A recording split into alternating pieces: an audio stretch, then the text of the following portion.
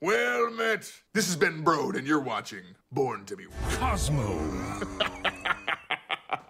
Oh, snap.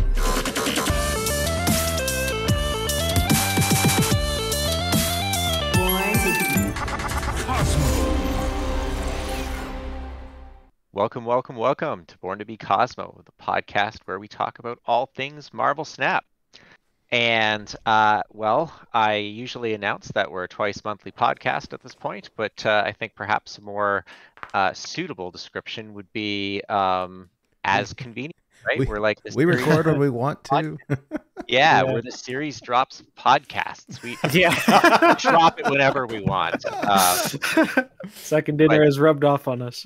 Yeah, but no, my schedule has been even more crazy than normal because of IRL events. But I think that this is a great time to have a show. We've got balance changes. We've got the new season that's well underway. The meta has significantly shifted. The decks that are seeing play have evolved somewhat, so we're seeing as much diversity as one could expect in Snap. So there's a lot to talk about, and with me to talk about these critical and vital topics are NateWolfe and ZombiesGoNomNom. Hey, everybody. My two co-hosts with the, I was going to say something clever, and it drifted. Yep. Yeah, so, let's start with the balance changes because I think it really leads in well to the season.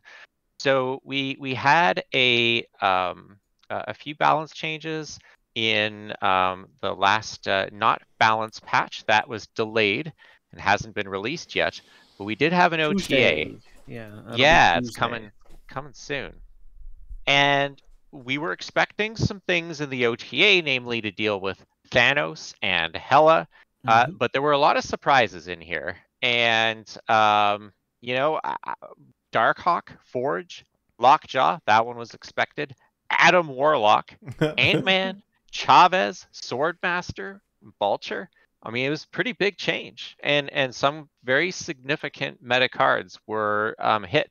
So let's start with the big one really quickly. We'll try to get through this relatively quick since it's a bit of older news. But the biggest change was my bestest boy Lockjaw went from a 3/2 to a 4/5. I'm a little sad about this one, but not too surprised, I guess. But it just means that you have to run more ramp in Thanos now, right? People were expecting this, eventually, and it effectively hit it out of Hela and out of a lot of Thanos decks. It still seems to be playable, which I think is a testament to just how absurdly powerful of an effect Lockjaw has. Yeah. Obviously, it has better stats now to make up for that higher cost, but it's not what it used to be. I think it's still a viable card, but I don't think anyone, even the Lockjaw enjoyers, were too sad about this one or surprised about this one. It was just kind of the sensible thing to take down what were two of the most popular and meta-defining decks, which were Hela and Thanos. So, I mean, Hela's still really good. And so is Thanos, yeah. Yeah, so is Thanos, although for different reasons. But, I mean, Hela just objectively is still a playable deck. It's Safety Blade. The man, the myth, the legend, who he secretly likes Hela. That's my hypothesis. He tells you he hates RNG, and then he makes the Hela deck that becomes the most popular Hela deck after the Lockjaw change. So I'm okay with this. It's been a card. The stat line does make it a little bit more forgiving. So it's better statted than the 3/2, which kind of offsets it a little bit.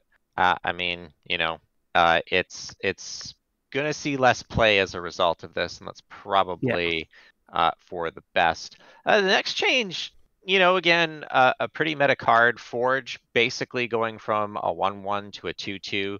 The on reveal of giving the next card you play +2 power stays the same. And this was kind of I think a slight knock on Deadpool Destroy, which is still very good despite this. Pretty significant knock, honestly, in terms of how big the Deadpools get. I've played I've seen a lot less destroy after this change. It's still a very good deck, but I have noticed I am not seeing the consistent like 16 power Deadpools I was seeing when Forge was a one drop. And he's kind of almost completed his cycle. Those who've been around for a while might remember Forge used to be, wasn't his original thing a 2/1 that gave +2, if I recall correctly?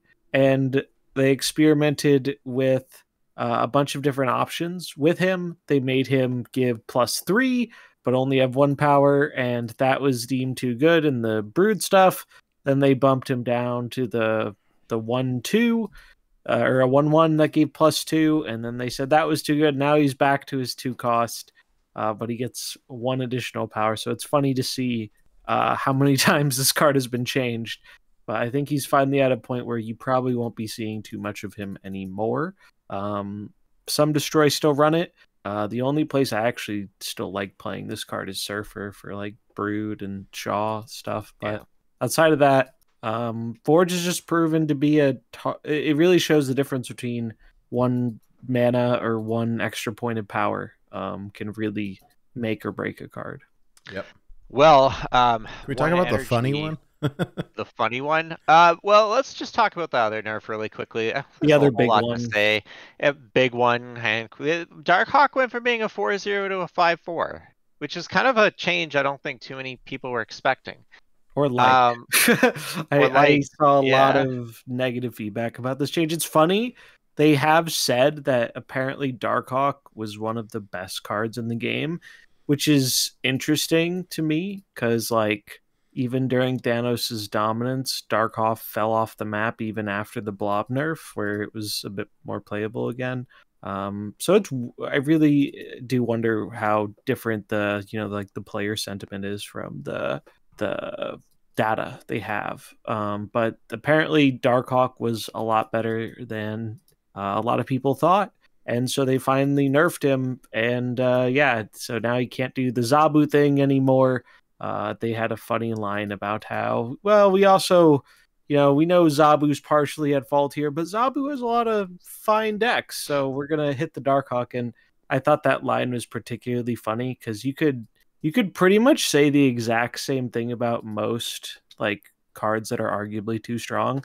You could have said that same thing about Lockjaw, right? There are a bunch of fair Lockjaw decks. It's just, people are choosing not to play those because they're so much worse than the unfair ones, right? So Darkhawk, now he is friends with Devil, Dino, and Ronin. And I thought this was going to be a lot worse than it was, but it's still playable.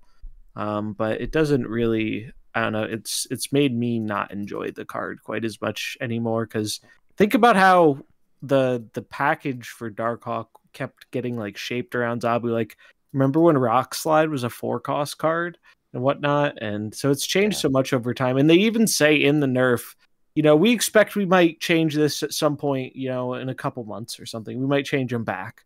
It's just very weird. Yeah. Well, they've said that they're going to make balance adjustments to shake things up. I mean, that's not hyperbole. That's a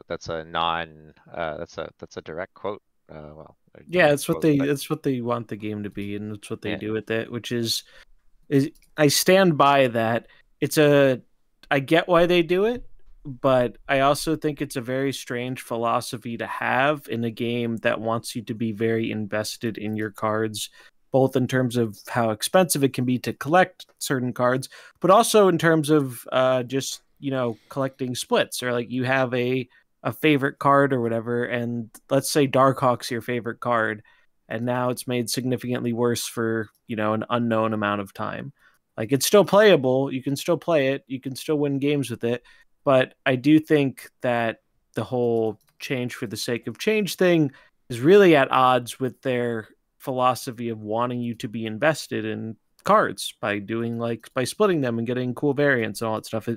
It feels like those are going to forever be two parts of the games that just don't mesh very well. Yeah, it's terrible. It's just opposite, and I don't know how you fix that, because I think it's actually a big issue, and I think as time goes on, it's going to continue to be a big issue, where if you really like a card, like it's just a weird place to be in. It makes it hard to. I know as someone who used to like going for splits a lot, I have stopped being as interested in splitting cards in part because of the balance philosophy. Because why should I get invested in making this card I like to use look really cool when I have no idea how much time I will actually be able to use that card? It's just right. Well, that no one knows. 3x value, right? If you spent money to get one of these exclusive bundles for this super cool card art, and now the card is like trash, you know. And I'm not saying it's trash, but I don't think it's nearly as good now. Yeah, it's definitely worse. It's playable. People, you know, Darkhawk is still a real deck, but it's a lot less. I don't know. It just feels a lot worse to playing it as. I question why I'm not just playing like a Devil Dino or a Ronin deck a lot of the time, because I find those decks more fun if what I'm trying to do is just play a big 5-drop, which is what new Darkhawk is. He's just a big 5-drop. Yeah, really didn't expect it. The reasoning nobody expected it. Yeah, like outside of what I expected. But I think that, you know, you've talked about this so much, Zombies, that, you know, the game that we experience as, you know, hyper engaged players, even though, you know, we all have different areas within that echelon we occupy, is still very different than, I suppose, someone, say, who started to play 3 months ago or only plays very casually.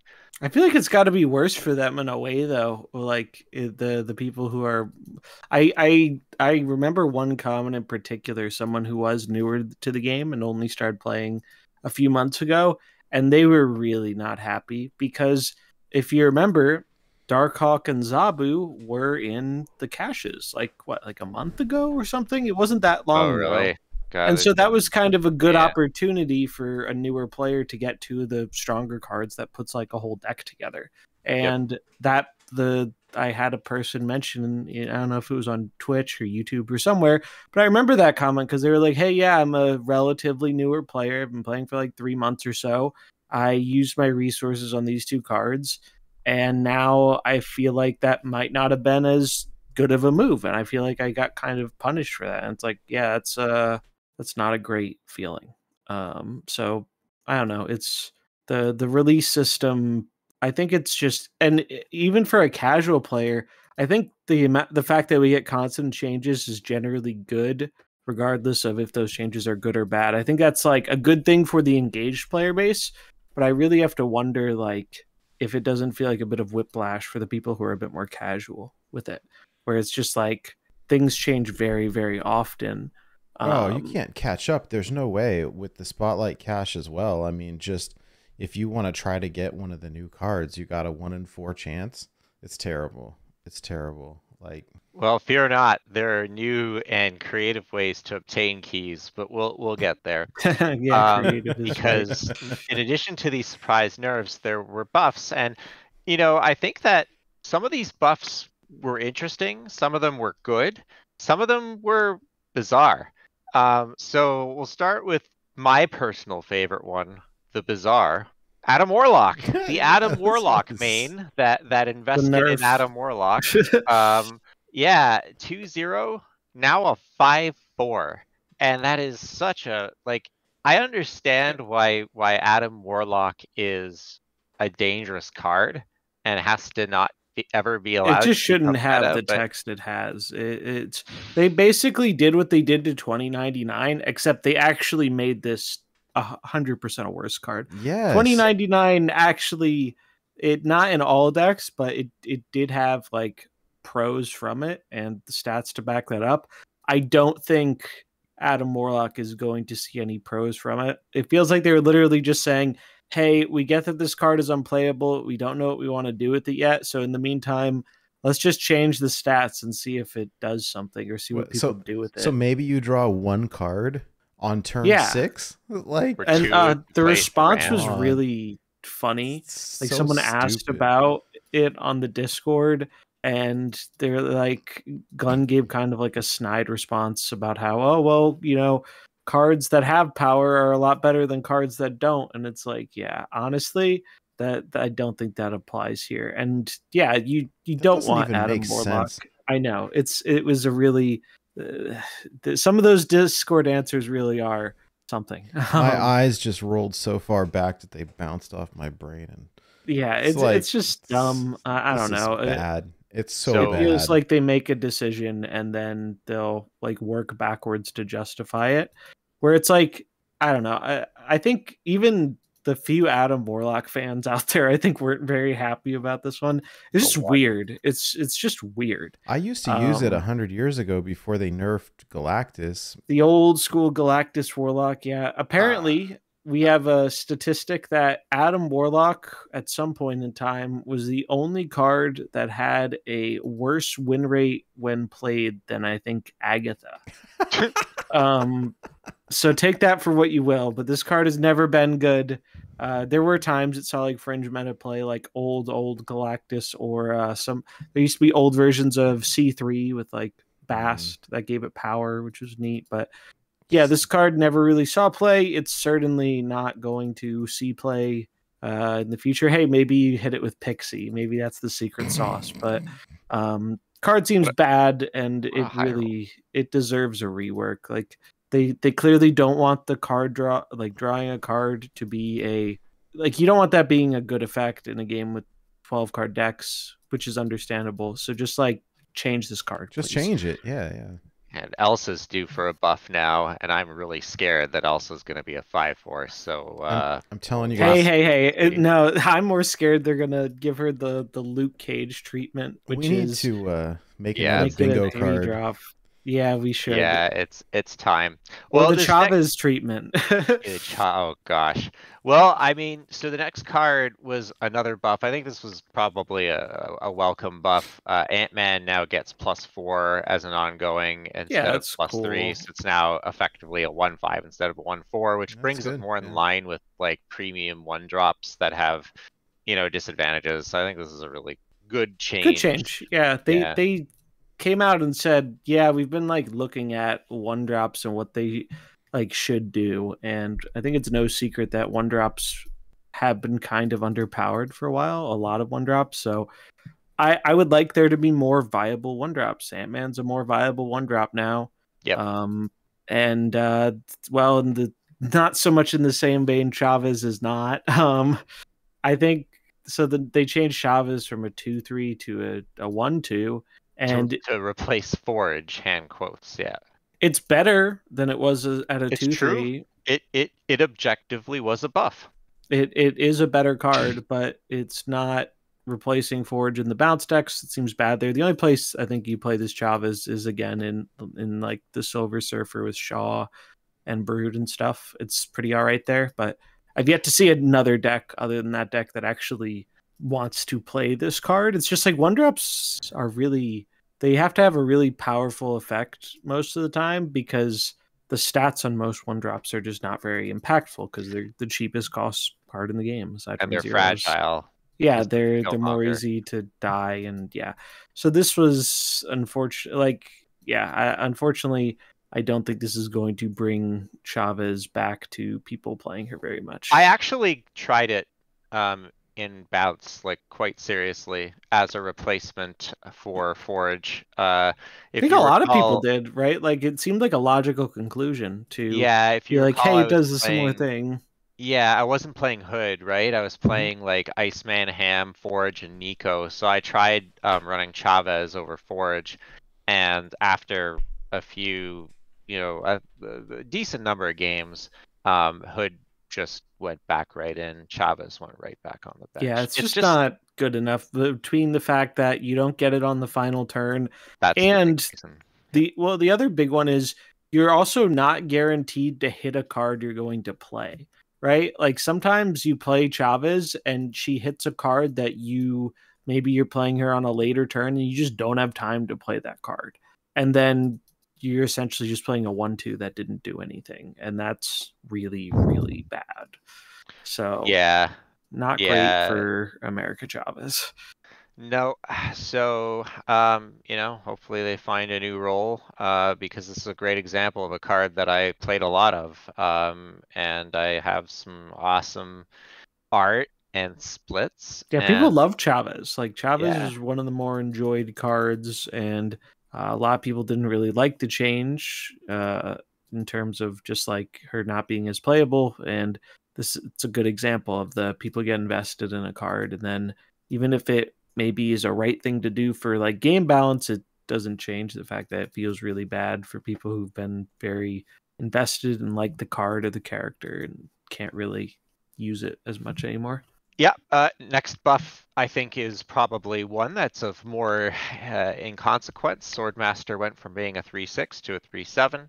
For those that had hoped that a buff would include targeted discard, judging by the developer comments on the official Discord, targeted discard has proven to be really strong. Think Blade. We have enough targeted discard, basically. Yes, I think is the so- gist of it. Like, it's targeted discard's really good. I'm glad we got it. I don't think we need more of it.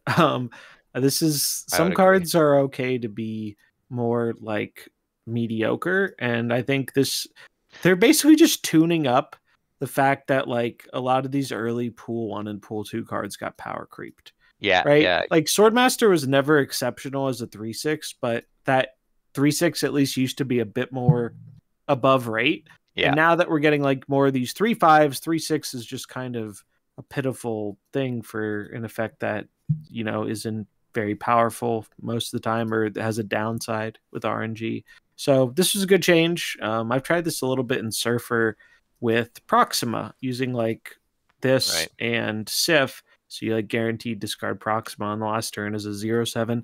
It's pretty cool there. And I think it's a little bit better in like early pool discard decks now. So that's pretty nice. And it's kind of the same thing they did with Vulture, where they didn't give Vulture an extra base stat, but they have it get buffed by an extra stat when its effect triggers. And it just feels like they're going around and be like, all right, maybe these cards were fine where they were when the game launched, but the game has changed a lot since then.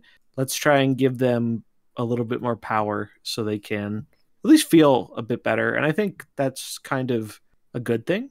Obviously, it speaks a bit to power creep, but power creep's kind of inevitable in card games, especially ones without rotation, which it sounds like Snap continues to not really plan to do a rotation, in part because of the thing we talked about, where people get invested in their cards. Yeah, feels like we have a rotation like twice a month. So I mean, it's a different philosophy for sure. Yeah, the constant changes are kind of, in a way, like their answer to not having a rotation, because whereas other card games, you know, maybe they don't want Dr. Boom sticking around for 2 years. Well, in Snap, they just make Dr. Boom have different text, right? Yeah. They make it a different card, so it's just how they approach it. It's different. Dr. Thanos in this case. Yeah. Well, you know, I think that these changes were somewhat consequential, but they were compounded this week when the new season started. So the new season started this past Tuesday. Man, that feels like a lifetime ago because it's Friday today. Or no, it's Saturday today. I've lost all track of time. Still, you know, there was a lot of Hope Summers was a card that I think was difficult to evaluate, and people acknowledge this.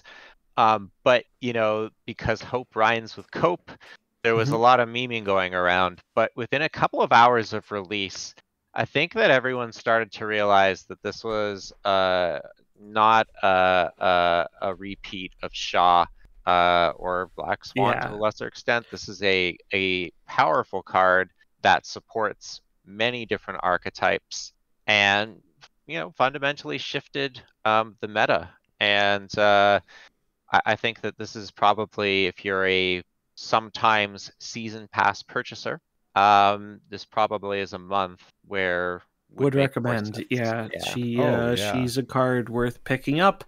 And it's just kind of nice that we have a card that actually works in a variety of decks again. One of the things that was kind of boring about the last few months is the past cards weren't bad. Like, Shaw wasn't a bad card. Scar wasn't a bad card. Black Swan wasn't a bad card. But they were very niche in their application. Like, Shaw was bad in most decks. The only deck he really shined in was Silver Surfer, because it made the best use of his effect. Scar, very similar thing. It had a little bit more use, but it was mainly a Thanos card, with the exception of a few decks that just run a lot of big, tall things. And then Swan was kind of a bounce card. Those were really they were very like singular deck cards, and that made them, I think, a bit uninteresting because unless you were a really big fan of that particular deck, you didn't really have much to experiment with the season pass card. And I think that's not very fun. I think people like, the season pass for a lot of the player base is one of the more accessible cards because you don't have to rely on the gacha system to get a hold of it and saving your keys and whatnot. So I think people generally like to play with their season pass card in a variety of decks, and for the past like 3 months it's been kind of hard to do that. And this one you can play in a lot of decks. I've seen a lot of different stuff with it, and it's also cool we finally have a ramp card that isn't just about cheating out the biggest things possible. Like, yes, you can use Hope to help cheat out big things, but you don't have to use her in that way. Like, you can use her to just play multiple cards. And what I really like is it feels like it has revived mid-range decks a bit, where like mid-rangey style decks, most of them had to be like Zabu decks for a long time because you could react to the things that went bigger than you, and it let you cheat out like some of your powerful 4-drops, whether that be like Sentry or Iron Lad or previously Darkhawk. Those were what all the mid-range decks boiled down to, because doing that was so much better than not playing a mid-range deck that did that type of thing, because it was just more efficient and you had more game into other matchups. And now with Hope, with that extra energy, I feel like a lot of people have been experimenting with like the move one, which I don't think is the best Hope deck, but it's certainly playable. Kitty Pride has seen a lot of play. I used Kitty and Hope a bunch together, and I found that to be really fun. Agreed. And so it's just neat to see these cards and decks that were previously just really not good enough be experimented with again, because there's a card that gives them some more viability. There is, even though it goes into a lot of decks and it's interesting and you can do cool things with it, we're already seeing where the card is most effective in its application. And you already kind of foreshadowed it, Zombies, when you said it's a ramp card. It's inevitable. Yeah. Ramp is inevitable. It's Hope Summer it's always is Thanos. basically, it replaces Lockjaw and Thanos, but actually makes it even better. Well, overall, I think the deck's power level is lower, but like the thing with Hope is that it's less, like your game plan is more subject to less variance, so you can start to like craft that in different ways that people tend to not like. Alioth and X are in a lot of Thanos builds, and so that kind of gameplay is back. Others just kind of run it like 1-to-1 in the Lockjaw slot. Yeah, you just ramp out the big stuff, and Hope is really good with any deck that can play multiple cards a turn, and Thanos is good at that because of the stones. Hope right? is good with any deck, period. And this is the thing, right? When we were playing a lot of Hearthstone, like anything to cheat mana, like was always busted, right? And I think that's where this is gonna get like you're doing good if you play Hope with one card, like, and you can play one card a turn because you're a turn ahead essentially, or you can play, But where it really gets crazy is if you're able to play multiple cards per turn, and that's where I think she's gonna get hit is to like a Lockjaw effect. Like, remember OG Lockjaw that you could play multiple? Yeah, you could just dump everything into it. Yeah. So I think that's what'll happen. I think that this card, like the power level's fine, but I think that being able to get multiple extra energies per turn is going to get hit. Like they'll say, max one per turn or whatever. That would be fair, I could see that happening longer term, depending on how things go with like the meta and the card, because they got to wait until it's not the season pass card anymore. Yeah, it is definitely not a Loki or an Elsa or a Miss Marvel in terms of like just absolutely defining the whole game. No, but it's Whereas those really cards definitely did, but it's good. Where like I it's think- very, very good. Here's the other piece. The reason why I think it'll get hit too is not that it's overpowered. What they're gonna say is they're gonna say, "Hey, this is seeing too much play. It's in too many decks. The play rate is too high." And I hate that argument, but I think They do that a lot. They do that a lot. You have a point there. They really want things to be narrow with a lot of cards, which on one hand, like I understand the idea. Auto includes aren't great in a game with so few deck slots, but you also don't want every card to be like it only sees play in one deck, because it's just not very fun. It's like the decks build themselves, right? Like if the card only works in one place, that's not very fun as a deck builder. No, and it's like circular logic, right? Because they make this cool card that's the season pass card, and they want you to use it, and then they say, "Oh, but you're using it too much." No, not like that. Yeah. Yeah, I know. I think that's a good point. I think that happens kind of a lot. That'll be the argument. It's seeing too much play. But I think legitimately, if they hit it to work once per turn, I'd still be okay with that. But where I think, like you were saying, this goes in mid range, but it also goes in Thanos, and it also goes in high Evo. Like it goes in anything because the effect is really. It goes nice. in quite a few decks. Yeah, I think mid range decks really liked it, but yeah, Thanos is a big one because Thanos likes the ramp, and high Evo. It's just like high Evo is always happy to have extra energy, right? Because that's kind of their whole thing is floating. Right. And you're playing a lot of cheap cards anyways that you never really wanted to see later in the game, and now they're kind of good. Yeah, you get a little bit of value, right? Where it's like you're getting a hope proc, so you get extra energy. It's a cool card. It's significantly better than I expected. I thought it was going to be more of a mediocre card, and it is very much surpassed my expectations. That's cool. Like it's nice to have a pass card that's actually more fun to brew with, rather than the last few months it feels like it has not been that. Oh yeah, and the couple people in chat, Ari's mentioning like the animation. The animation's cool. When you move it around, like when you mouse it around, like it kind of has like flaming wings. It's awesome. It's a neat card. The animation also, when you get the extra energy, it's cool. Like they put the VFX team did a great job. Yeah, it's fun to use, and I'm looking forward to getting the pass variant. Also, we got our first.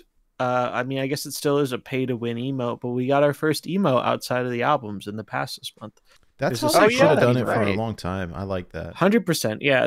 I hope it sounds like they're experimenting with it to see if it entices more people into getting the pass. I don't know if it will or not. I think Hope just being it's one of those things where I wonder how they evaluate this stuff, because you can't compare the Hope pass to, like, let's say the Black Swan pass and evaluate, oh yeah, it's the emote that made more people buy it. No, I think it's Hope Summers that will make more people buy it than the last month, because Hope is just a better and more interesting card. So I do wonder how they track that, where it's like, how can you actually determine if the emote is making an impact or not? I have no idea how they would do that, but it's nice to see. Yeah, I think people were really excited about emotes, and then they were sad that it was locked behind a feature that feels very whale targeted. So anything that gets more emotes out there to people, I think, is a good thing. I still am of the belief that they should do at least something to let free-to-play people get one emote. I mean, I guess you could with the Pixel ones over time, but I don't like the Pixel albums. Is such a feels bad. Don't worry, you could have emotes too with the Pixel variants that nobody wants. Yeah, I think it would go a long way. Yeah, if they gave an emote out for free, or did like something like they did with that Sunspot event, where if they put in just something to give people an emote. But it's nice to see it in the past. I don't even know if I'm going to use it. Truthfully, I haven't really been very into a lot of the emotes. Like the Cosmo one, it's so hard to top. The Cosmo one is like peak. Like I use the Cosmo one when someone's I use the Cosmo me. one. That's the only one I own. I like the Venom one. You have that one, Nate, right? Yeah, I have the Venom one, and I finally got the Cosmo one too, but I don't use them. I hate emoting. It's obnoxious. Yeah, I definitely, In my I definitely opinion. understand that. I definitely feel like there's not a whole lot of I got in that value to the habit of emotes. like the game starts, I mute, and then I Yep. play. Like it's Yep. just I don't even think about it anymore. I just do it. It makes for a more enjoyable experience. The worst thing about emotes is when you get emoted when you lose to something like outside of your and the opponent's control. Yeah. And it's always just like, really? Like, you're going to try and rub it in like you did something smart, or you knew that was going to happen when you clearly had no idea and you Okay, got kind of lucky. I've got Like, one for you. This is so you guys got to tell me if this triggers you as much as it triggers me. I was talking Mhm. about this with Ree the other day. The most annoying thing in Marvel Snap is when you have the advantage and you snap as you do correctly, and Mhm. then circumstance does not fall in your favor and you have to retreat even though you snapped, and then you get emoted. And it's like, They're always hitting you with the snap, snap, snap, like the yeah, Thanos and it's snap, like, and yeah. these same people probably look at their stats and say, I win 90% of the time when I snap, yet you're not snapping enough. It really does feel bad to lose when you snap, and I suppose it feels good to like stay in and be rewarded when someone snaps, but like, good grief, like that, if anything, people shouldn't discourage that, because if people are snapping, then the cubes that get exchanged go up, and ladder becomes less of this one up, one down, one up, one down nonsense that everyone loathes, Yeah, right? that's when it's at its worst. Is when, I mean, that's one reason I think people really hated the Thanos and Hela being the top decks of the meta, was because there are certain decks that when they become really really good, you just can't reasonably snap into them, and you have to respect their snaps. And I think that transitions well into talking about Pixie, because I think Pixie's a card like that in a way, Yeah. where like there's so much possibility that you can't really reasonably account for it. Like if someone plays a Pixie early and then they snap you on turn 3 or turn 4, like that's terrifying, because they could have anything. And also, I don't advocate for bluff snapping much, but if there is ever a card that lets you bluff snap if you're playing against more experienced players, I would not be surprised if Pixie is a bluff snap card. Because, like, unlike people compare it to Mr. Negative, I think it's actually very different. But with Mr. Negative, you know what they can do. You can reasonably calculate it. And with Pixie, you can't reasonably calculate it at all. There's more downside to it. So it comes with risk, but it enables such absurd things sometimes. It's a very interesting card. I thought it was going to be bad. It seems like it's actually pretty good in certain decks, and that's terrifying, because this is one of those rare cases where I was going to be happy if it was a bad or a meme card, because I don't think this is a card you want to be good, because if it is good, you have that problem with like snapping and just being able to account what your opponent can do. It's kind of like one of the reasons I hate Loki so much, is because you can't reasonably figure out all the outcomes, and you don't know which one's going to happen. So you just have to pick something and play around that. And there's no more likelihood that, let's say, their Magneto is a 1 cost as opposed to it being a 4 cost or still a 6 cost. You have no way of knowing this. Like, yes, you can counter it with Mobius, which is good, but it really, I think it's a very unhealthy form of gameplay. It can be fun to play. Like, I've had quite a bit of fun playing with Pixie, but I think from a more like a balance or quote unquote competitive standpoint, this card is really not a thing you want to have in a game. Like, it's I don't think it's overpowered or anything, but the fact that it's like good enough to see play, I think, is terrifying. And it's also really funny to me that one of the places it's seen play is Loki, because that it doubles down on everything I hate about the what Loki does. Right. It goes in Evo pretty well, and I like that deck.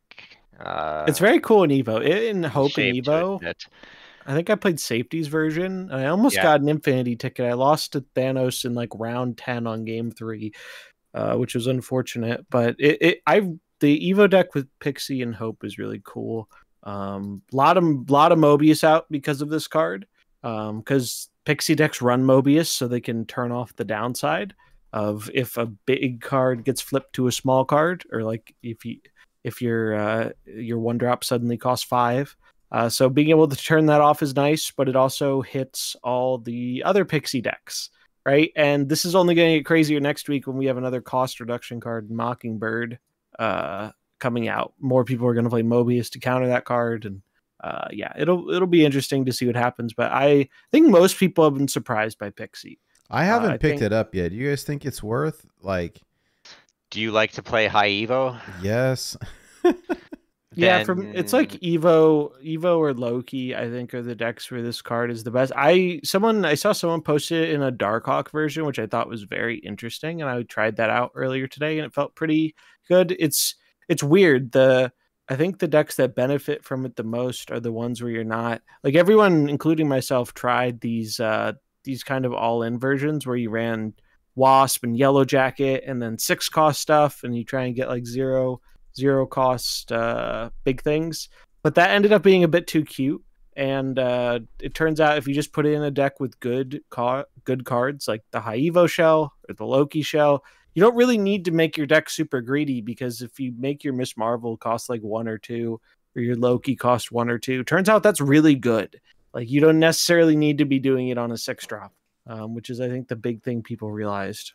So it's not a card you need, but I do think it is, as much as I think the effect is kind of unhealthy, I do think it can be fun to play with. Like, it's very much I think it's the embodiment of what Snap wants to be, which is a lot of people want to be this game where it's more about like skill expression, and there is skill involved, but Pixie very much shows the nature of how much they value the randomness and yeah, the everything Bed and Broad loves.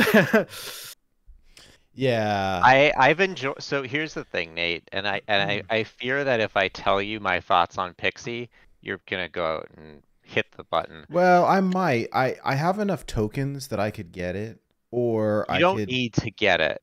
I could get. I mean, I here's the thing. Like, I got all the cards last month, which I wasn't sure I was gonna do, and then I did, and it was fine. I enjoy discard, and I enjoy Thanos, and I wanted to see how everything kind of worked, and like, I don't know. I mean, I like to try to keep up. I don't need any of the like of the other cards, just this one, and I actually really like the Pandart like variant, but I don't know. I do like High Evo a lot. She has a variant, so like, outside of the Spotlight Cache, though. We can mention that they're finally giving cards variants again. Hope did as well. Nice. I got offered one yesterday, so I didn't buy it. But that's nice that they're finally doing that again, because we had like 2 months where there were like no variants for the new cards, and that sucked. It wasn't very fun. Yeah, I might. I don't know. Maybe I'll pick her up. I've been playing High Evo. I really like High Evo. I don't have to think a whole lot when I play High Evo.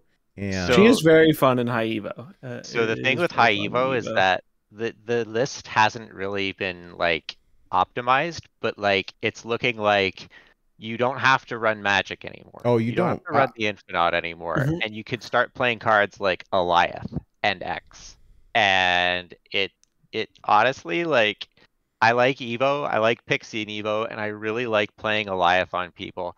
It's almost like people get more mad when you Eliath them than when you leech them, and I think it's a lot less offensive. But it people gives hate that card. People hate that card with like a burning passion. But also, and that's why I like it so much. Like, I wasn't like, when it came out, I was pretty indifferent on it, but like the hate that it got. This is the same thing with Galactus. I think it's like my Schadenfreude streak. Like, I want to play cards that people get mad at have an irrational hatred for it. It's like, you have an irrational hatred for Eliath, so now I'm going to play it because I don't know, because I'm a terrible person. I have no idea why. So should you get Pixie? Well, if you like playing Evo and you like playing Eliath, it's I've had a lot of fun with it. Like, Consider it done. yeah. Yeah, it is The question fun. is, like, so what else is coming out this month? We have Mockingbird, Mockingbird, War Machine, Cannonball are the other three. Oh, and they're all Cannonball good, Cannonball sucks. Cannonball is really bad. No, I I don't think give a Cannonball might surprise, but yeah, it's probably the worst. They made him better. All right, so they made him from like a completely unplayable card to a very niche 5-drop. But for those who hadn't seen, Cannonball he's a 5/8. He used to move a card at random to another lane and replace it with a rock. And if the card can't be moved, then it gets destroyed and replaced with the rock. I think that's interesting. It is interesting. I do think it's a neat effect. And Cannonball would have been the perfect Series 4 card. Cannonball would have been a great Series 4 card where... What's a Series 4 card? Yeah, I don't know. I don't think the developers know what a Series 4 card is. Same thing as our podcasting schedule. It is flexible. Yeah. So I do want to mention with the Series 4 thing, I think they learned a lesson from Series drops, and I think it's a lesson that's not going to benefit the player base. So when Series drops happened, right? Series drops went away for a long time, right? Like 8 months or something? Well over half a year. Took them a really long time to do Series drops again. And then Series drops happened, and they dropped not super desirable cards. And now I was of the mind that a lot of people weren't going to be too happy about that because they waited all this time. They wanted some impactful stuff to drop. And so I thought more people would be upset that they basically took the mask off and were like, yeah, we're going to keep the valuable cards higher tier so we can keep selling them to you in spotlights. I thought people would not be super happy about that. That's not what happened. What happened was, because it had been like 8 months since Series drops happened, people were happy to get the breadcrumbs. They were happy to get these cards that they weren't super interested in buying, but they didn't mind getting for free. So the reception was actually fairly positive from people because people just thought drops were never coming back. So they were happy to get anything. And that is my prediction for what is happening to Series 4 cards. What is it called when the abuser or the person who's getting abused? Stockholm syndrome. Yes. Yeah, that's so. Yeah, that I think they used Series 4 cards to like push the spotlight system a bit, where they're like, hey, yeah. One of the benefits of the spotlight system is we can release cards outside of Series 5, right? And that's something, and people really liked that. Remember when they did that not one time but multiple times in a month?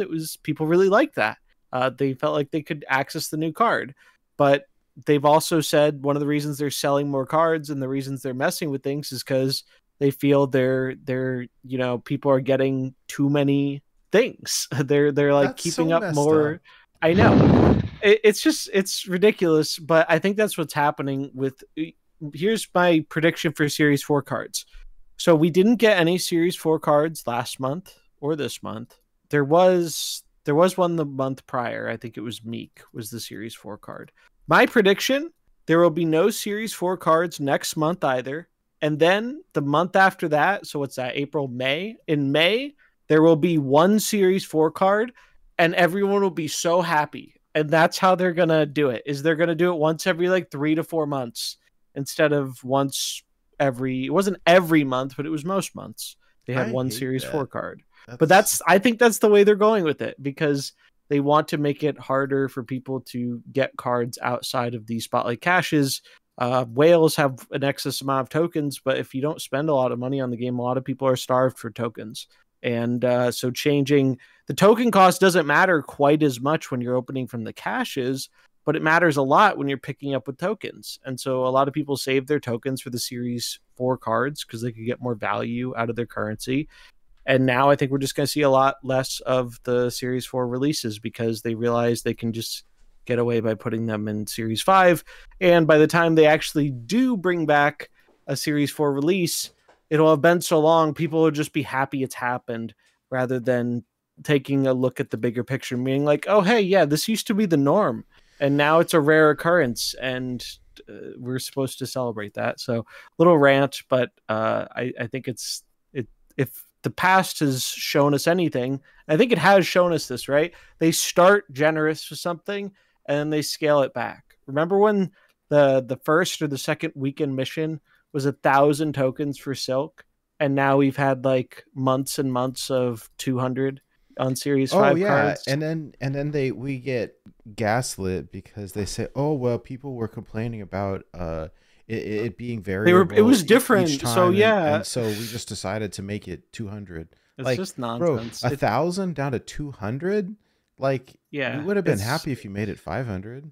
Yeah, like, cool, split the baby. But like, and then they did it like 300 one week, and people were like, "Oh, awesome! Like this is great." And then they're like, "Oh, we made a mistake." Yeah, whoops! People are happy with us. We don't want that. Yeah, it's just very weird, and it's another in a long line of decisions that it just makes me like.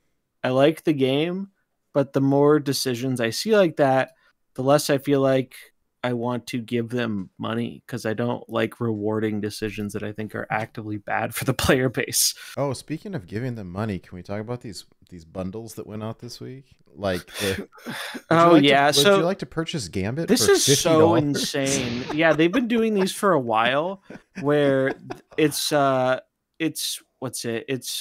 do a $50 one with 3K tokens and a Series 3 card, or they also have an $100 one with 6K tokens and a Series 3 card. Now, this is terrible value. I saw somebody got offered a Dr. Doom for $100. I was that probably had. I think that's how they do it. Is they do it by the tokens, but like the tokens, that's like one card, one Series 5 card for the $100 one, a Series 4 for.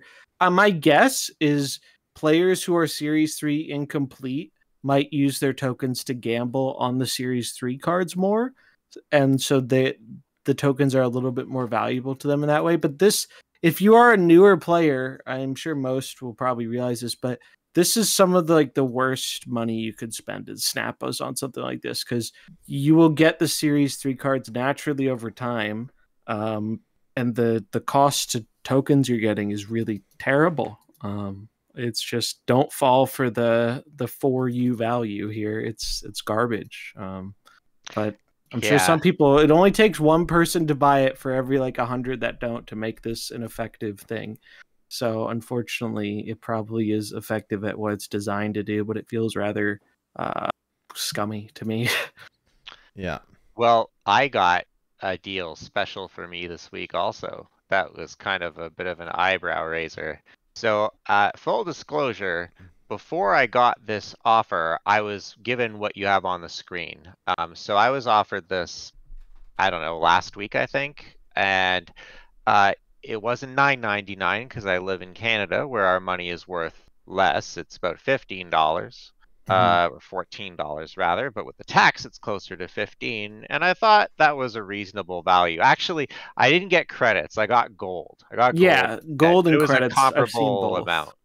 Yeah, it's like 1,200 gold, I think. Instead, I thought, hey, this is all right. It's not that much, and it's relatively good value is defined by the arbitrary economy of the game that has been set up. Well, they offered me a new deal, and the only thing it has in common with the Democrat new deal from the 30s is the name. 6,000 tokens for $70. And a premium mystery variant. Can't forget that. And a value. Premium mystery variant. So here's the thing. This was my reaction when I saw this. 6,000 tokens for $70, which they would sell this in the US for $49.99. So this would be a $50 bundle, just to put it out there. A Series 5 card for $49.99 is a pretty good deal relative to what they offer. That's insane. It shouldn't be a good deal. Exactly. And that's what makes this so offensive, because they go to such and they're going to learn the wrong lesson from this. So if for some reason, Second Dinner, you're listening to this, please don't learn the wrong lesson. The wrong lesson is we were too transparent with the direct cost of cash for card with this bundle, right? They oftentimes obfuscate it by giving you 4,000 tokens or credits. This is like more currencies to obfuscate the value. This is literally a card and a variant for $50, and that's a pretty good deal relative to what's on offer, and that's very disappointing because it makes the game hard to recommend to people that it's just are so maybe expensive. interested in starting it up. Yeah. Like I spent, I think, $30 on 2 smaller games this month that I've played more than Snap this month.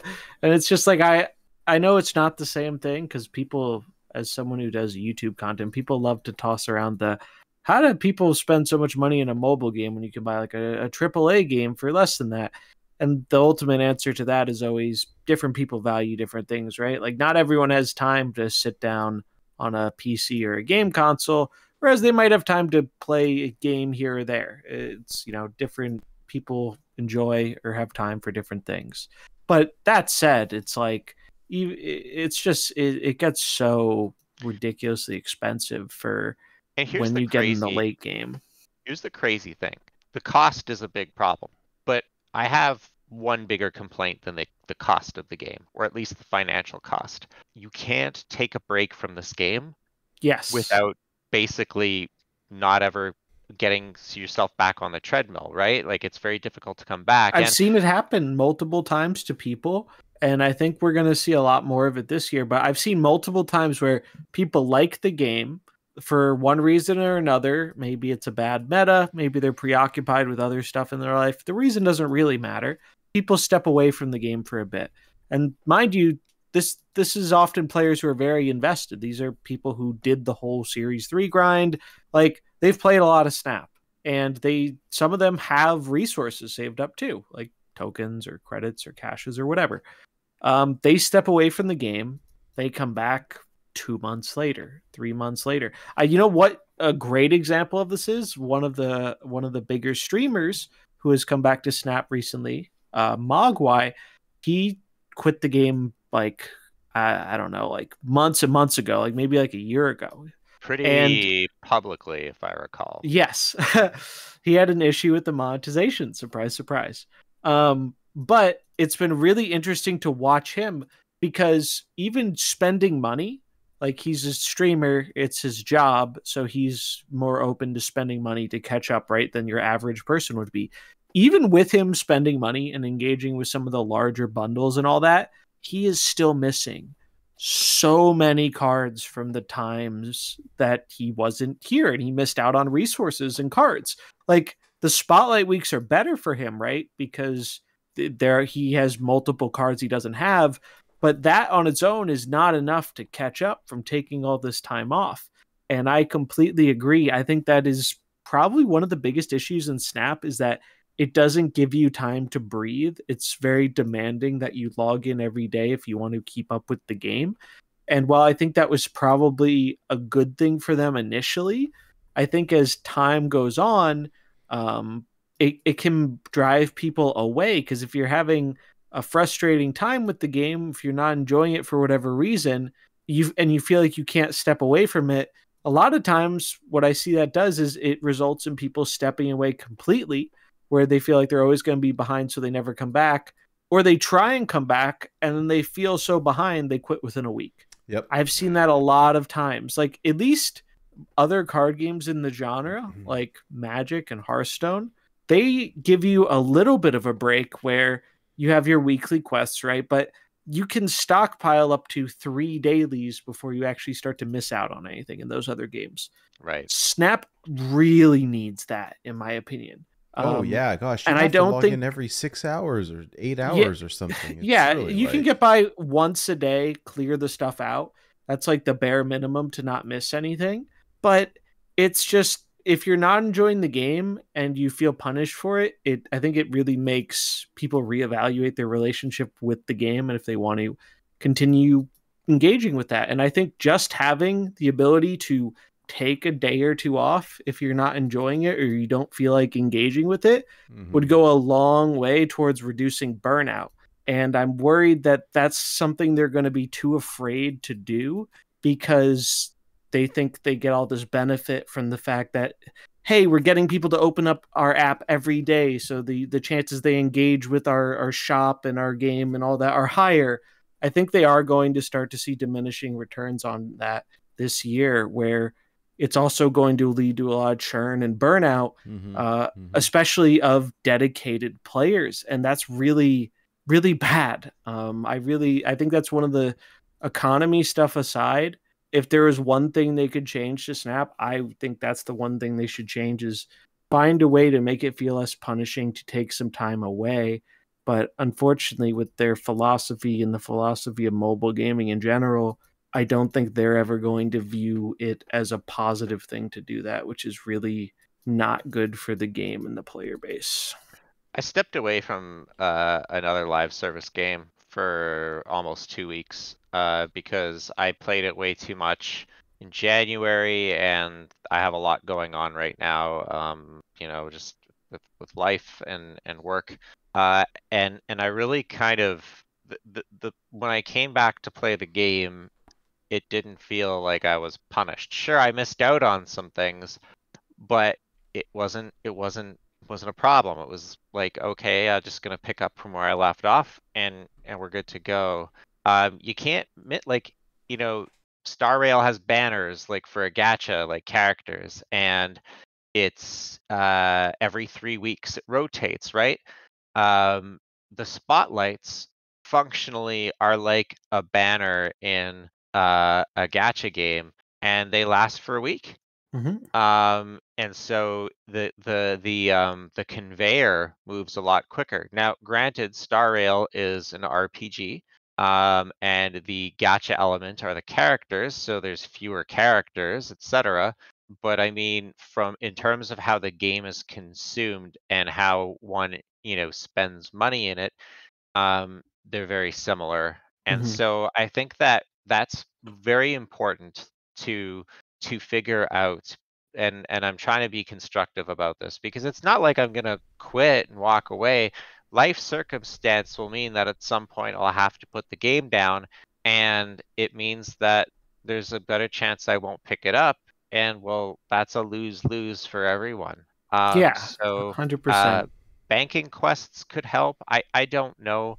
I mean, I won't explain why Star Rail didn't feel so bad and what their catch-up mechanic was, but I think that there's lessons learned for if they want to be a gacha game. That doesn't have to be a bad thing necessarily. Star Rail and Genshin Impact are wonderful games, in my opinion. Others may disagree, but I would argue that amongst that genre, they have a lot of things to emulate, especially Star Rail. I mean, between Genshin and Star Rail, there's like a whole rivalry, because Star Rail gets like all the good quality of life updates and freebies. Too much information, but there are other games to model yourself after if you want to be a gacha, or what I would say is I'd encourage you to be a card game first. Both of those genres do it better. Both card games and gachas, I think, are more forgiving than Marvel Snap, which is a card game gacha. I really think that should be a bigger priority for them, is finding a way to let people breathe a little bit and not feel like they need to log in every day religiously. And then the other thing is like some kind of catch-up system where I think it's in everybody's best interest, and I say this as someone who will never be benefited from it, that if someone played a lot of Marvel Snap 6 months ago and they stopped for whatever reason, if they pick up the game again, how hard would it be to throw them a key, right?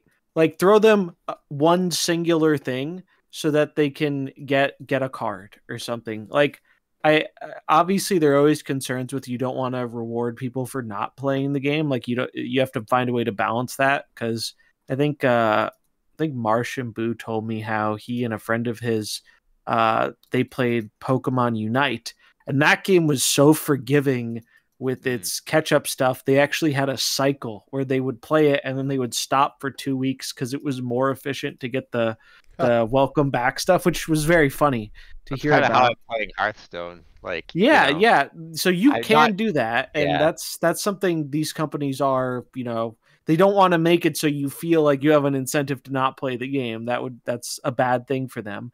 But I think you can very easily do that. Like, just doing anything to bring people back who have previously quit, I think would go a long way to making things better for the player base and probably making more money. Because when someone quits and then they come back for a week and then they feel so behind they quit again in a week, like, you're not making any money off of that player when they come back, right? They're not going to, maybe their hope is that they spend a bunch of money to catch back up. I don't think that's very realistic for most players. If a player quit, it's because it wasn't worth the time or money or whatever else to engage with. And so if they're coming back, I don't think most people's first response is to dump a bunch of money. They're probably just going to dip their toe in and see, hey, how much do I enjoy this game? And then surprise, surprise, people tend to not enjoy it quite as much when they feel very behind and that they can't engage with as much of the game because they haven't, you know, kept up with the card releases for like X amount of months. So I think I think it's one of the biggest issues, if not the biggest issue in the game. And I think we're going to see it become more apparent this year. Like, I feel like I'm feeling that more because I've engaged with the game a lot more than the average person and doing content and putting in like 3,000 plus hours or something. That's a lot of time. A lot of people aren't at that much time. But I think more people will get to a point where they feel like they've engaged with the game a lot to where it's not as exciting as it once was. And when that happens, they want to play less. They might still like it. They might still have fun with it, but the drive to play it all the time isn't there like it once was. And that's when this starts to feel more like an issue, when people don't have as much drive and they want to be able to take, you know, time off to enjoy something else or focus on something else. And Snap really is not a game that lets you do that very much. Now, it doesn't take much to log in and do the dailies or whatever. It takes a few minutes or something. That's besides the point. But yeah, that I don't think that is a good defense of the system. And I don't think it actually fixes the problem with burnout. I think you're going to see a lot more people. I'm already seeing it more often in the last month or so with players I know who have been very engaged with the game, starting to get burnt out on it because when they're not having fun with it and the game kind of forces you to engage with it anyway, that is when it starts to become a problem. It starts to push people away.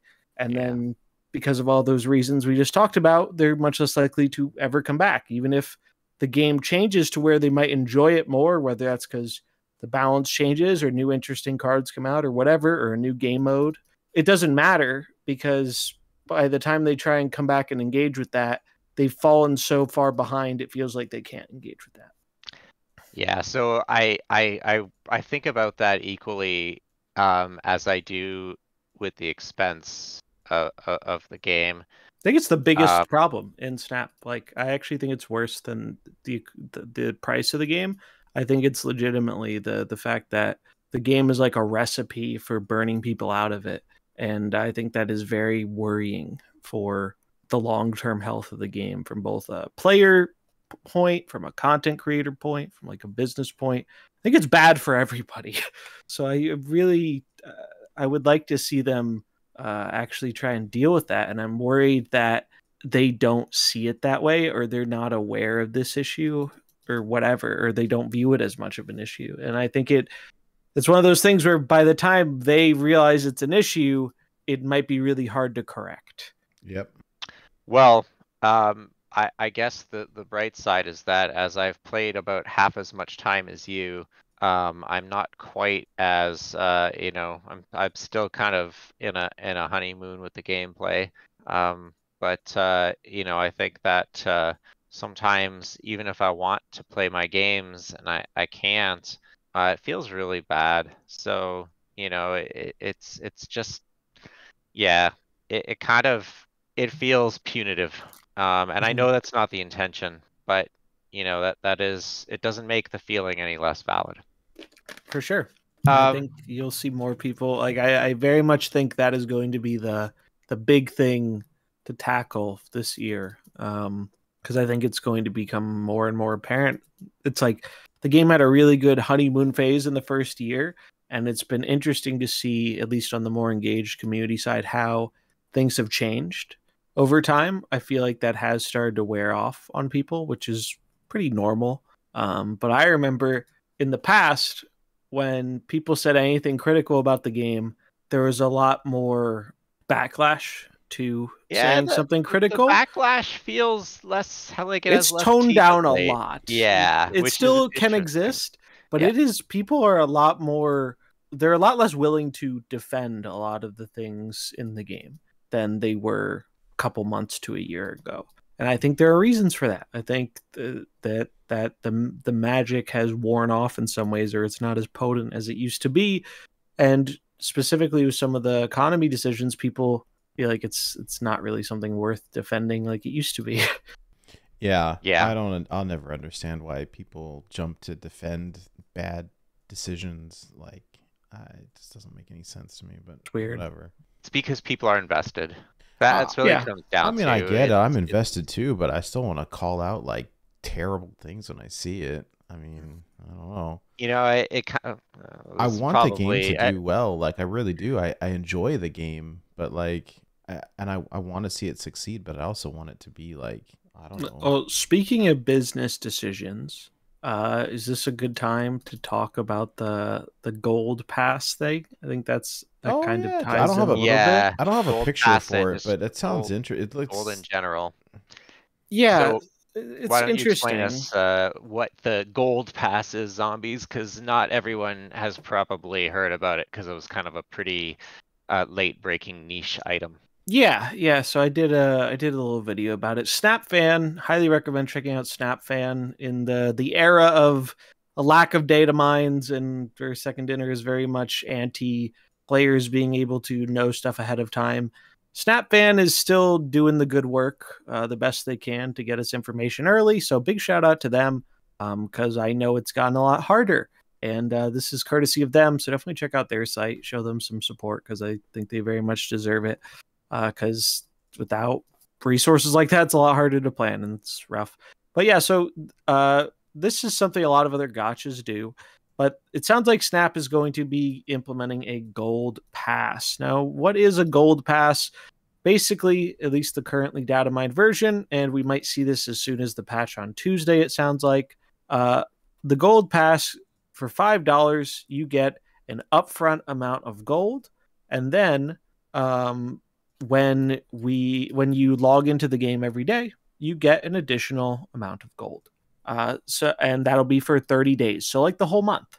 Now the initial amount is 300 gold for the initial $5. And then you get 50 gold per day for 30 days. So that is 1,800 gold total for $5. That's a lot better than, buying regular gold, or even buying some of these bundles with gold, right? What a slow trickle, though. Jeez. That's so when I said they should model some things from Genshin and Star Rail, that is actually, I think most gacha games do this, but that is something that Star Rail and in Genshin. Yeah, this is very common in gacha games. Like, I think most gacha games do this. And usually, relatively speaking, it's a good value, because what you're usually getting the trickle of is premium currency. Yeah. However, where things get a little bit murky here is that you're getting gold, which is the preeminent premier currency. Or is it? The funny thing with gold is they've found a way to devalue gold. It's funny. I was looking back at this just to see. Most people have probably noticed a lack of gold bundles, right? It's interesting. I was curious at how many gold bundles there have been, so I went and looked, and man, I had to scroll through like over a whole page of all the paid bundles to find the last gold bundle. The last gold bundle was the Rian Gonzalez Sarah, which was about a month ago. Has it been that long? Yeah, it's been a month. It was like I think it was like the 8th You're the 9th of February. So yeah, it's been a month. And that was the only gold bundle in the last month. Yeah. They used to do gold bundles a lot more often, and it makes you wonder why this happened. And something you may have also noticed is they started selling gold a lot more and at better rates. Yes. So they have been offering, like Blue mentioned, the For You offer. They've had a lot more cash bundles that include gold. They've been experimenting with their web store stuff, where one of the offers is gold. In terms of like these like limited offers where you can buy one thing and it gets you access to the next thing. And they also a while ago did that thing where the first time you buy any amount of gold in the app or online, it doubles the gold. So they've kind of devalued their premium currency, where I can't imagine you see many people buying gold for the flat rate in the store anymore.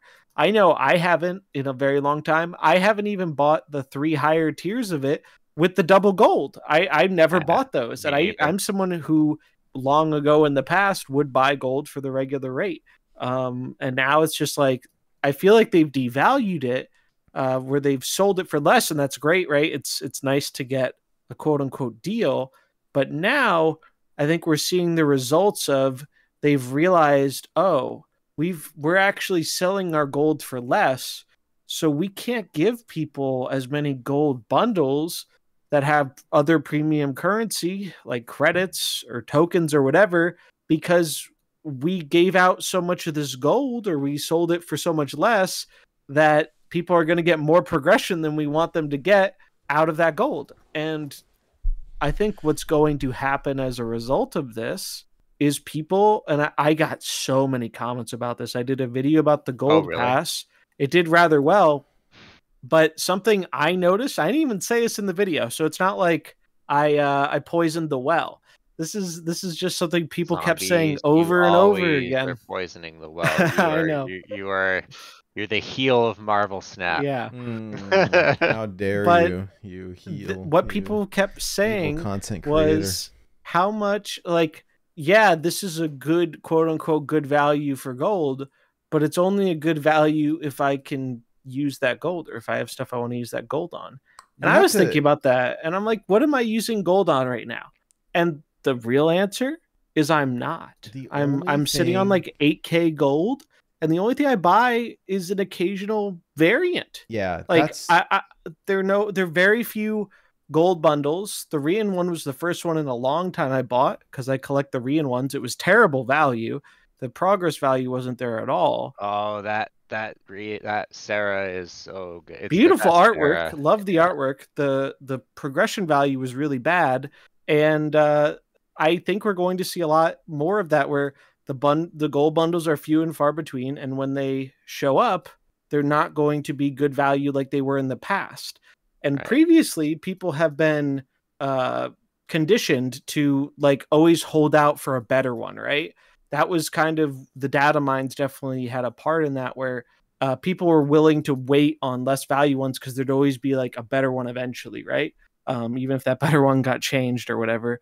People were conditioned to hold out, and I think you're going to see people holding out a lot longer, because there just isn't, they just don't seem to be interested in doing those bundles. I think because there is so much more gold around. I think albums, they're trying to use that to get people to spend gold, but I just don't spend my gold much anymore. I've even looked at all the data mines for variants and stuff, and it's like, oh, I may be buying 1 or 2 variants, maybe 3, another one for a new card if it's available, but I'm not spending I feel like I don't have anything to spend all this gold on. The only thing, like the only reason to get gold, I think at this point, is if you want variants. That's it. Like I wouldn't be saving it for bundles, because either the value's bad or they're so few and far between.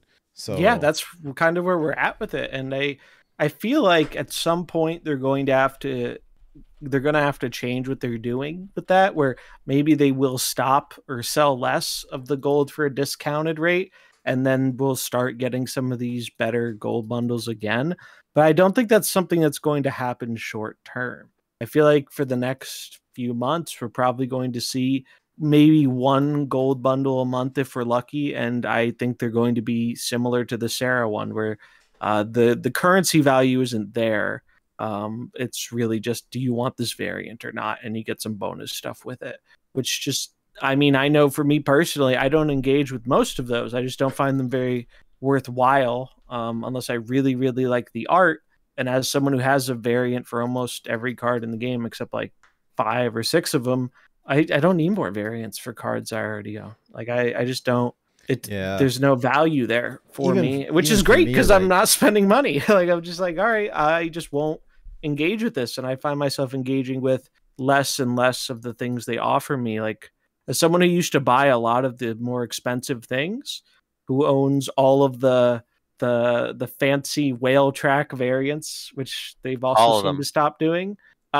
I haven't purchased any like bundle or offering over $20 in quite some time. And I don't, anytime I see something above $20, I'm just like, even if it is quote unquote good comparative value for currency, I'm just like, do I really want to spend more than $20 on Snap right now? I don't think I do. So there's no free stuff this month, right? Online, like for spending money or whatever. Yeah, well, they confirmed they're not doing. So they've been doing something on the web store where it's like they give you an offer. It starts with like 100 free credits, and then it gives you an offer to buy something for like $5. And then if you buy that, you can. I think it's their vibranium offers or something. Yeah, it keeps. Yeah. So where are those? I didn't see them though. They're on the web store, and they're limited time. They do them for like a few days. They did them. They did them 2 times last month. Okay. But yeah, there's nothing right now, and they only do them for a few days. They did them, I think, twice last month. I try and cover them when they come out. But yeah, and so someone asked actually, I think today or yesterday, if they're doing more of the reward track stuff, and they said for now we're not doing one for this month. Currently, we're experimenting with the other thing they've been doing in the store, which I find for me, I'm not as interested in that. Like I find the $5 one is usually rather good because I think it was like quite a lot of credits and a variant for like $5. $5, sure, whatever. But as soon as it gets past that first tier and it goes to 10, it's like you're basically just buying either credits or gold. And I just don't feel like I need to spend money on that in Snap. It gives you a random variant too, but I don't put a lot of value in the random variants. So that's what they're experimenting with. I think the other track system works a lot better on me, but I'm also very okay with them keeping it gone because I'd rather not spend that much money to get these exclusive variants. Like, although I do think it was very effective on people who liked to whale. So I'm surprised that I wonder if their data showed it wasn't as effective as I feel like it was. But I know for me, and I know for definitely other content creators, I saw a lot of people engage with that system. Even a lot of people in the chat mentioning maybe they didn't go for the $200 thing, but they went for the $50 thing. I see the Kim Jacinto Enchantress pretty often. I really think that the game that we experience is very different than the game that a lot others experience that don't listen to a show like this. The way they spend, the way they, and I mean, it would be nice to know what that is. We get little clues, like with the Darkhawk nerf, when they said that it was by far, one of the more powerful cards, which I think was surprising to hear. Just having that visibility, but I mean, I don't know. It seems like a lot of things are being experimented with. I only hope the things that work and repeat are things that we like to engage with, like small value bundles, because relative value is relative. It's just hard to spend lots of money and justify that. $5 is a lot easier to swallow, but they're gonna find a way to min-max the consumer the same way we try to min-max these systems that they come out with. Yeah, I don't know. I guess it really is interesting that this has become the norm in gaming, and I think I have a lot of regret. It makes you appreciate games that don't engage with this a whole lot more, I can say for sure. Like, a great example of this, I've been playing a bunch of Helldivers 2, That game, super sweet, very fun co-op game with friends. It was $40. I am honestly shocked they released that game for $40. And it was crazy because it has done so much better than a lot of these other $60, $70 games. Because the asking price just felt very fair, and they're not trying to nickel and dime you with every little thing. Like, I didn't feel any incentive to spend money in the game, but I ended up spending an extra $10 for their pass thing, because I really, not because I even wanted the stuff in it super badly, but because I feel like I already got my money's worth out of the game, and I appreciated that. I felt like I felt like they weren't going out of their way to extract maximum value out of me. And so I felt, hey, I have no problem rewarding them with an extra $10 because I only spent $40 on this game and I got a lot of time and enjoyment out of it, and I will continue to do so. And then when you compare that to like other games that launch at like $70 and want you to get like a $50 season, and it's not season pass, but like DLC pass, or like Snap that wants you to get all these like bigger bundle things, it's like you really appreciate the things that aren't trying to nickel and dime you. Single player games, all that stuff. So I feel like there is a lot of bad in the games industry with microtransactions and all that, but there is also still a lot of good. And I've been trying to focus on the things that don't do that as much, because it just leads to a much more positive experience. And I kind of want to reward that, because Lord knows they aren't making they are losing out on potential money by doing that, right? Like, there's a reason all these companies try and do it, is because it can make all this money. But as we're seeing a bunch of these live service games flop really hard, it's a really interesting thing where they all want to be the big live service game that makes all the money, right? But much like the conversation we had earlier about the fact that the game wants your attention and you have to be engaged all the time, there are only so many hours in the day. People can't engage with multiple live service games most of the time. They just demand too much of you, whether that's time or money or both. So people will pick one. And what I think a lot of these companies are starting to experience is it's hard to be the one that people want to pick. It's very easy to be the one that, well, I'm already invested in one, so I'm not going to get invested in another because I know what comes with that. Card games, it's a great example of this. I love card games.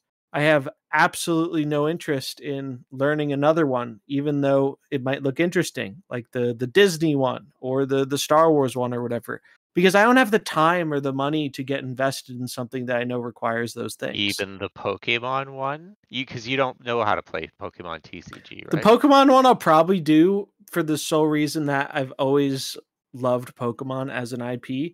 And it looks like they're trying to do it in a way where I think that will legitimately be the first competitor we've ever had for Snap. And I can't wait to see that. And as this is like a real tangent, but as someone that has engaged with all of the Pokemon live service stuff, it looks like they really want to step up their game with this client that they're going to release sometime this year. I guarantee you it won't even be a third as good as Snap's client. Like the one they have right now for me, it's unplayable. It is so shockingly bad. My only hope is that it's competent enough that it will be a viable player in the game. But I mean, like, you know, for all of the things that we've spoken about tonight, I mean, as far as a digital card game, I think that Snap is still by far the best presentation and gameplay experience. It's the only one I really want to engage with right now. Like, I've enjoyed Hearthstone and Magic in the past, but I don't find myself like super driven to play those games or engage with those games. And Snap, I'm engaging with less than I used to, but I still enjoy it. I've just kind of accepted that it's a game I enjoy better in smaller bursts compared to when I used to play it a lot, like just a whole ton. But I still think, yeah, there's a reason Snap is leading the way in the digital card game market. It's because they found a way to make it the short games and the very quick pick up and play element of Snap is what makes it a big success, alongside the fact that they picked like one of the biggest IPs and most successful IPs. Short games asterisk does not include Conquest. Yeah, Conquest isn't real Marvel Snap. Or at least Conquest doesn't do the thing that Marvel Snap does best, and why Marvel Snap is successful, in my opinion. And we've talked about this on the show before, competition for Snap. I think you could make a game that's just like Snap or better than Snap, but for it to really compete, it also needs to compete in the intellectual property department. And it's really hard to do that because Marvel's really big.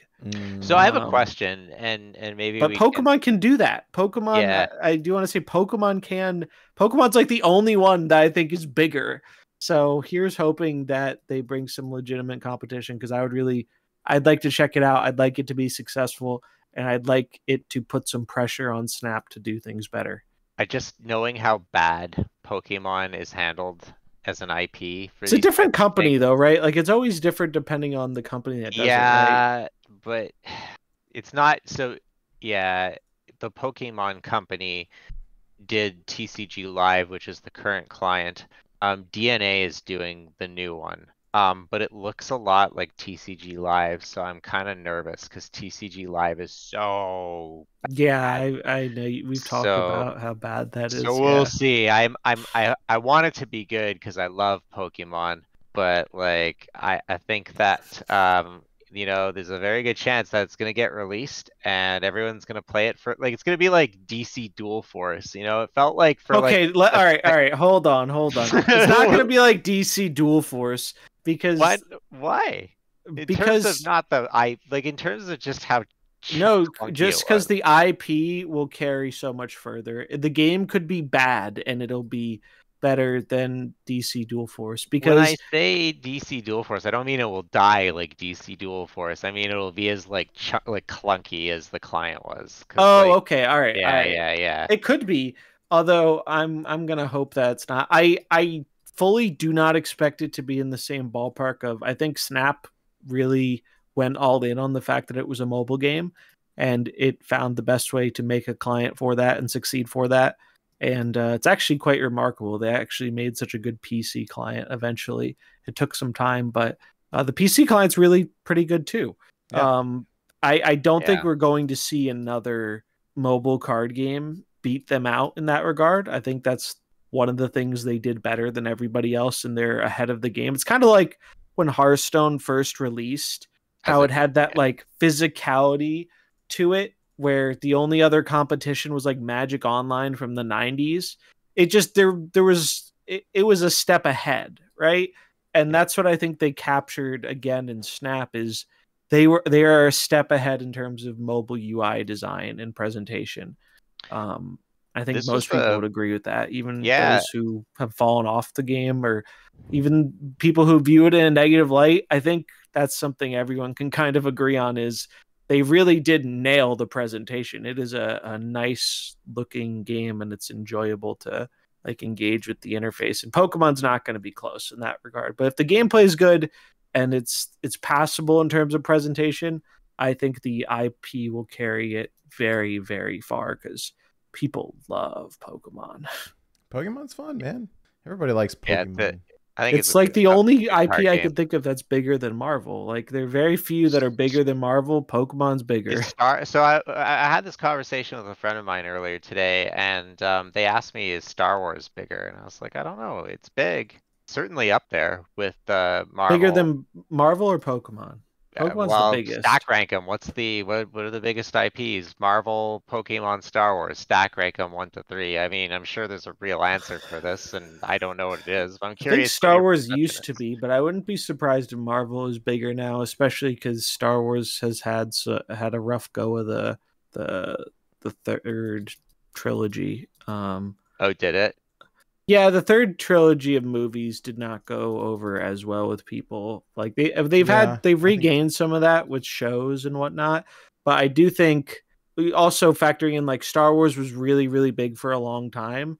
And it still is big, but I think Marvel has eclipsed it after Marvel kind of hit its stride. I'd be curious to see what the numbers are on that though. But Pokemon is the only one I know where it's the largest like multimedia intellectual property I think in the world. Like Wow. Pokemon's in a league of its own. It's actually crazy. Where Pokemon the is. thing about Pokemon is it's always been very popular, even when it wasn't cool. Yeah, it's always been huge. You know what Pokemon does that I think a lot of these other IPs haven't been as good at. Marvel's been okay with it. Is there's always like a new generation of kids to get into Pokemon, and now that you're at the point where a lot of the kids who grew up with Pokemon in the 90s, or even you could even say in the early 2000s, now some of them are starting to have kids and they're putting their kids on Pokemon. And it's like it's the cycle just repeats. Well, and it's smart that they've done new starters over time, right? So depending on when you get into it, it's like, oh, which 3 starters did you choose from? Yeah, there's a whole different generation. I mean, I'm sure you can speak to this, Nate, right? Because your kid's into Pokemon, right? Mm-hmm. I remember you told me about some VGC stuff, and I think that's always really cool. Yeah, he hit the legend equivalent of Master Ball. Yeah, whatever it is. Yeah, I remember that. Yeah. I was really proud of him. Moment. It was really cool. And we did a couple of tournaments and stuff, but there wasn't anything super local, so we were having to drive down to like LA, which is kind of far. Yeah. But it's cool to see like the fact that, you know, you probably engage with Pokemon. It's so different, but it's the same in a way, right? Yeah. And it's cool that every generation has that. And it's funny, you can see this in the discourse online a bit, because everyone has, you know, that 1 or 2 generations that really stand out to them. And it's totally different depending on like how old you are, when you grew up. Like for me, I know it's like the later Game Boy era and the first DS games. Those are the ones that hit the hardest for me. But now I'm seeing a lot more people who are like, oh, it was like later in the DS era. And it's like, it's all because that's what they grew up with, right? It's what you played when you were like a younger kid. It is often the one that seems to stick with people the most. Yep. Well, I think that we've capped this week's agenda.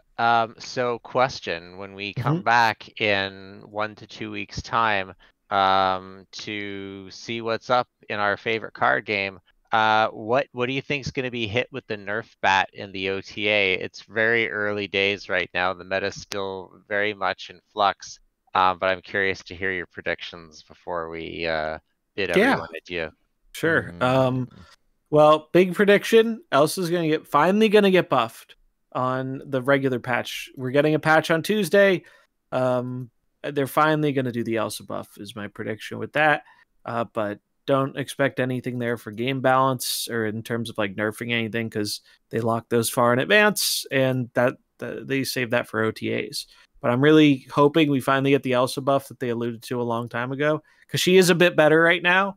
And I would just love a reason to play Elsa a lot more again. I think she's already a bit better with the new card. But I've been Elsa's really fun. Yeah. And I miss it wouldn't hurt to give her a little shot in the arm to make her a bit more relevant again, because people really liked Elsa. She was way too good initially, but like people really liked the card. It's a really fun card. So I'm hoping that we eventually see that. But so the nerf was the question. Something Thanos related. Thanos is going to get hit by the bat. Really, there's not anything else that particularly comes to mind for me. I think Thanos has just proven he's too resilient at what he does. And like, it's like when Thanos ends up becoming the number 1 deck or the problem deck, like meta after meta, you have to start asking the question of, is the problem the cards that are coming out, or is the problem deeper rooted in what Thanos is doing? And I think as time goes on, we're going to see people start to be like, yeah, it might be something with Thanos. So I would not be surprised if they take another card draw away from Thanos like they did with the Soul Stone, if only because if I were a developer, like if I were trying to figure out how to tune down Thanos, it feels impossible to like, it feels so hard to adjust Thanos as a card because you never adjust the main body of Thanos. Right. Like they did that a long time ago. It didn't make any sense. I've got the solution. It feels bad taking a card draw off another card. I'm not saying I want them to do that. They but will. You can't adjust any of the other, like there's no room. They like to use the term knobs, right, on adjusting cards. They're like no knobs to tune on Thanos except the card draw. You can't adjust the stats on the stones. Like you can't really adjust the text on them very much either. They've kind of already done that on like the original Move Stone and now the Mind Stone. Like I don't know. But I think take the card draw away from Time Stone. That's what I would.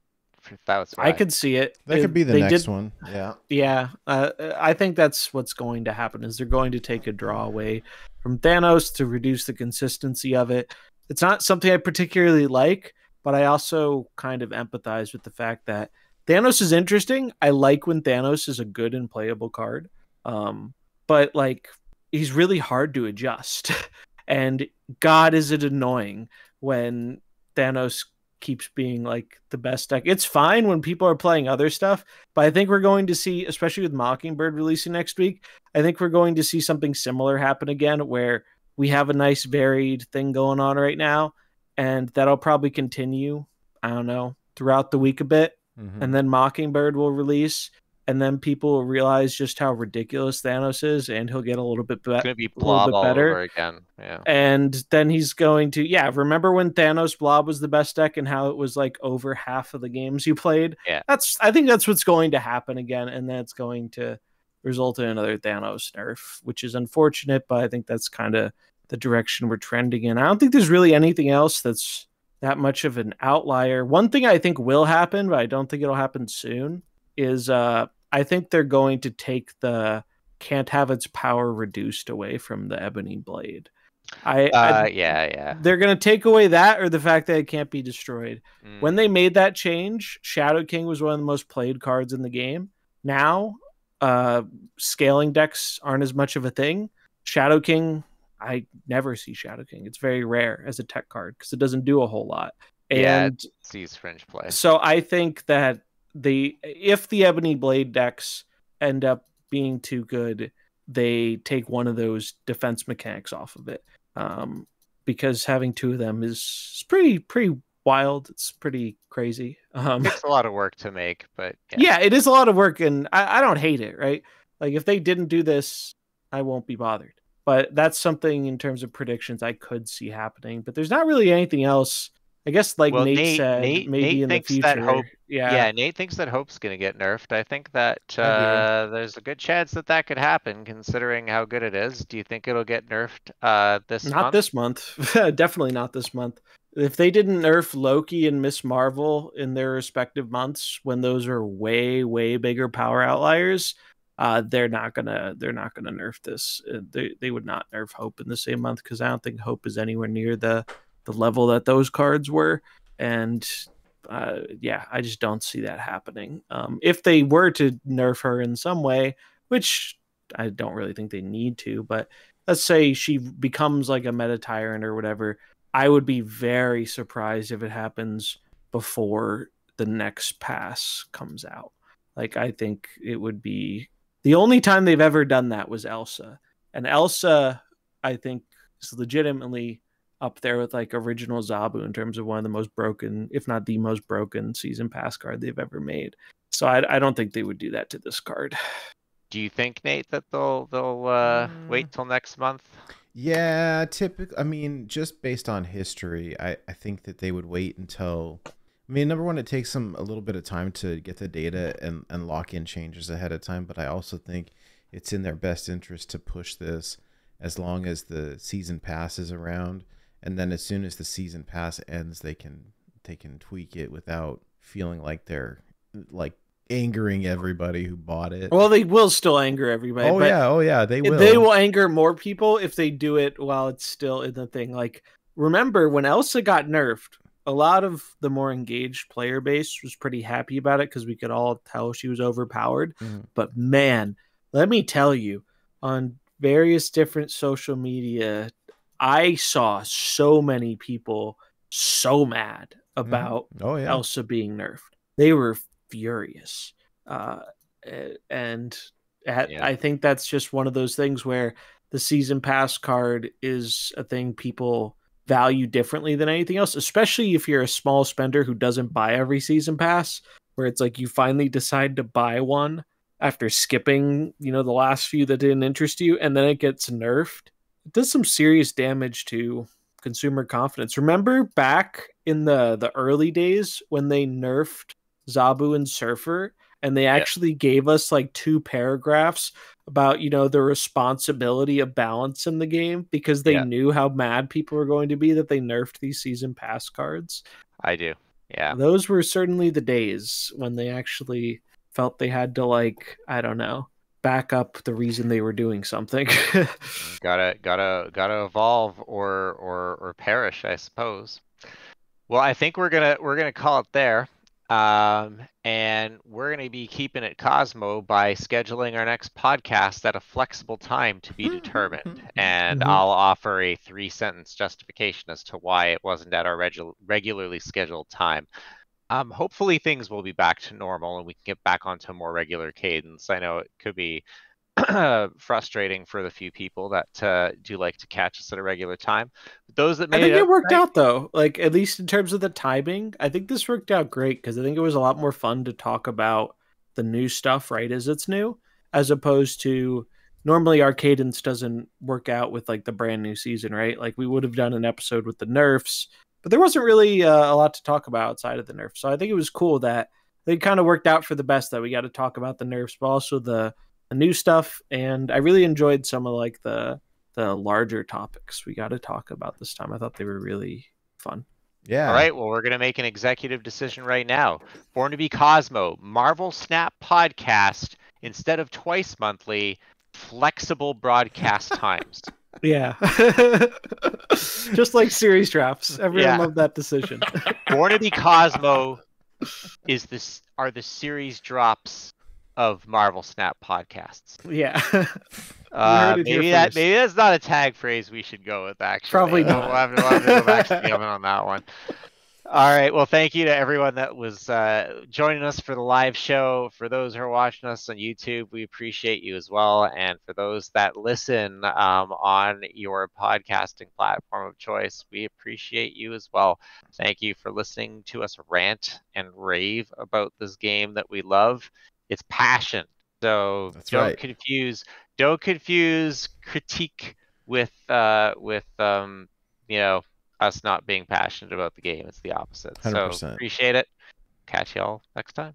All right. Keep it Cosmo. Keep it Cosmo. Enough said, bub.